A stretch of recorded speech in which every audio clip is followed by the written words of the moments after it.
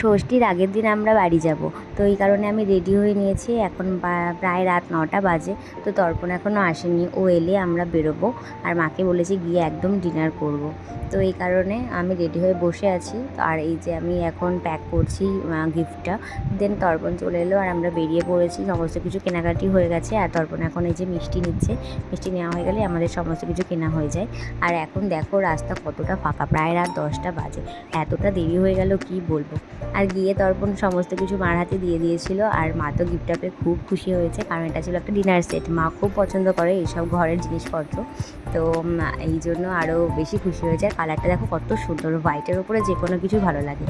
তো তারপর চলে গিয়েছিলো কারেন্ট, এত গরম ছিল কি বলবো। তারপর ভাই আর তর্পণ মিলে বেরিয়েছিলো একটু ফুচকা আর মোমো আনতে, তো আমরা রাতেরবেলা ওটাই খেলাম আর ছাদে বসে আড্ডা মারছিলাম। দেন মা রাতে ডিনার এইগুলো বানিয়েছিল। তো চলো দেখা হচ্ছে নেক্সট পার্টে, বাই।